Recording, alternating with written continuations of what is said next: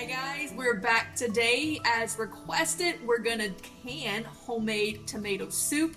This is gonna be the best tomato soup you have ever had, and it is so easy and quick to make and to can. Even if you've never canned before, this is a very simple meal in a jar.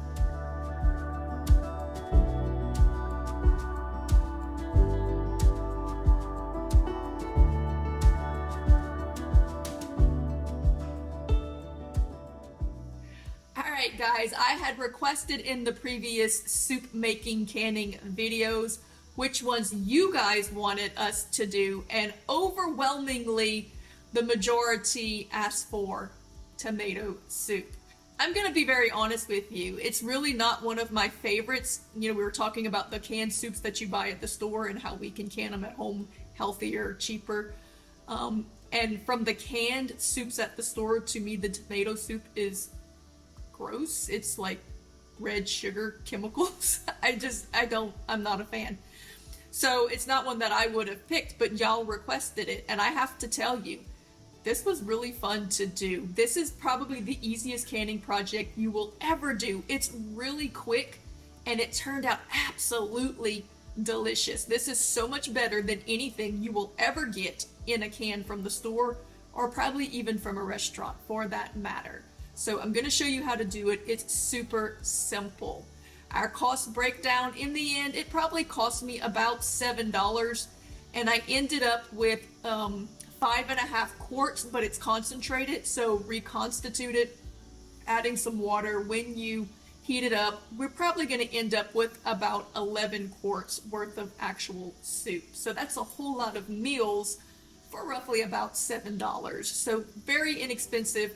The whole process took me maybe 30 minutes to prep and get into the canners. So really, really simple beginner's canning recipe. These are your minimal ingredients. You can double, triple, expand, play with it. It's not super specific, but it will be super delicious. You want to start with at least 4 cups of pureed tomatoes. You can use any tomatoes, whatever your garden is growing or whatever you can get. If you can't get fresh tomatoes, you can use stewed tomatoes. It will still be delicious. But we're going to start with fresh. You're going to want to use 1 whole large onion. I have little ones, so I did a couple of them. You can do more if you like it. You want to use at least 4 big cloves of garlic. I use a whole fist. Whatever peppers I had in my garden, I threw some of it. You're going to want whatever seasonings you like. Salt, pepper, seasonals, red pepper flakes, anything you like. We're going to put 2 cans of tomato paste. If you want it thinner, you can do 1. You're going to want some chicken broth in this. Mine is super concentrated because I dry it out in the oven so that it takes less space on the shelf. So we're not using the Lord. We're going to take that off. This would be the equivalent of probably about 2 quarts of regular chicken broth. Going to use that. And we're not going to use sugar. You can use sugar if you want, but I am going to use just a few spoons of natural raw honey to sweeten it and lower that acidicness of it. This is going to be super easy, minimal ingredients. Watch this. We're going to make this as easy and quick as we can. We're going to skip all that roasting and skinning and stuff, and we're going to just put it straight into the blender. If you have more than 4 cups of tomatoes from your garden that you need to do something with, just wing it. Put as much as you want. Double, triple, expand that recipe.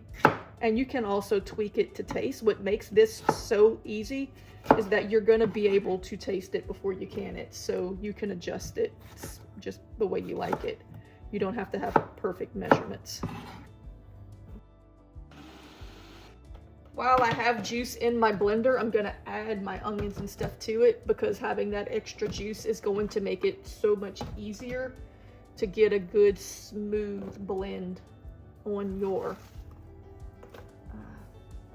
seasonings.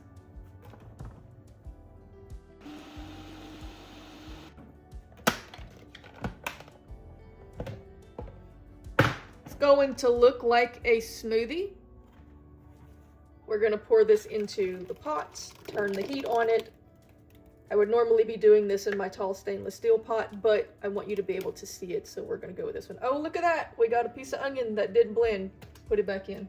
I'm gonna reblend it. I have more tomatoes to add to it, so I'm probably gonna be doing at least a triple batch. All right, we're gonna turn our heat on, about a medium heat. We're gonna add our concentrated chicken broth. So let me show you how concentrated this is. It's super, extremely, like, it's hard to even break the gelatin in it. And the way I do that is I just put my homemade broth in a pan in the oven and have that dry heat on it for a little while, and it dries it out really quick. So it saves you some room on the shelf. That's how I do that. If you freeze dry your own broth, that helps too, to speed up the process, because you get a little bit of the moisture out before you need it. All right, but because I don't have a lot of moisture in my broth, I'm gonna go ahead and add a little bit of water. That looks like about 2 cups. Now let's go a little more. Let's do about 4 cups, because that's gonna thicken up on us. I need at least 2 quarts of chicken broth. This should be enough liquid for you, but like my broth was concentrated, so didn't have that much liquid. Then you can put whatever seasonings you like. Those that watch me, you know my go-to is usually a good Louisiana or Cajun seasoning blend. Some red pepper flakes would be great in this if you like a little spice. I like a little cayenne in just about everything I do for the health benefits. Super good for your cardiovascular system, blood, and circulation. We're gonna put just some black pepper in here. Let's do some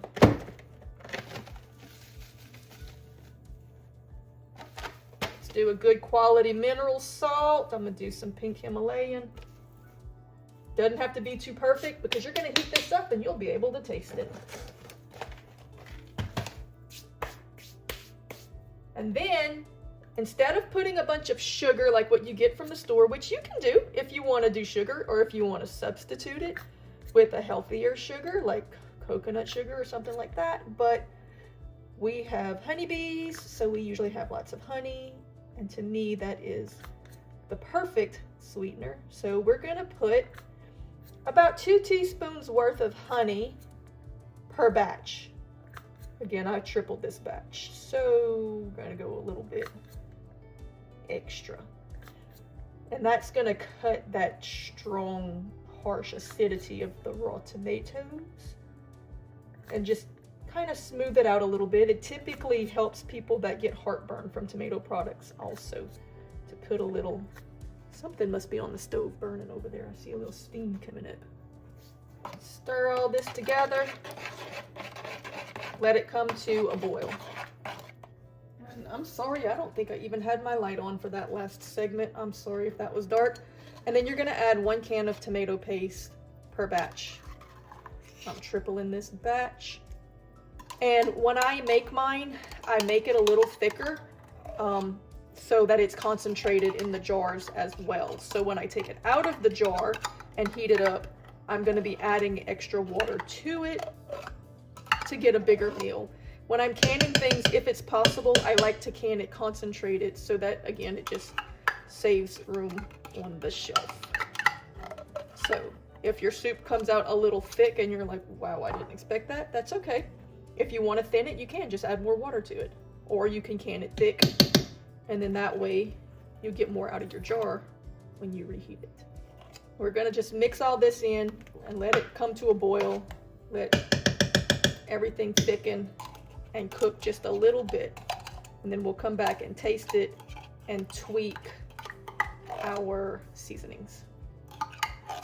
All right, I let it cook for about 30 minutes, was long enough for everything to get fully incorporated, all the seasonings to blend so you can taste it and see if you want to change anything. And that was enough time for me to get my jars ready. Super quick project. Now we're going to ladle it into our jars. Again, this will thicken a little more as you can it, so a little bit of a concentrate, depending on how thin or thick you like it.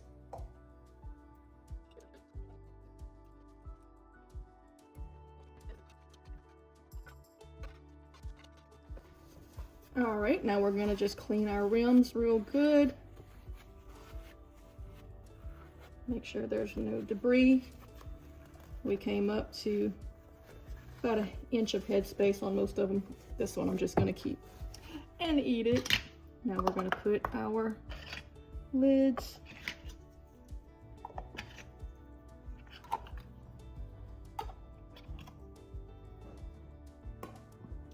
And our rims. Finger tight and can it. Because we have chicken stock in this, we're gonna can it at 90 minutes for quarts, 70 minutes for pints in the pressure canner, or you're gonna give it a 3-hour water bath if you're using the old world heritage method. If you don't know how to do either of those, we do have videos available to show you the full process.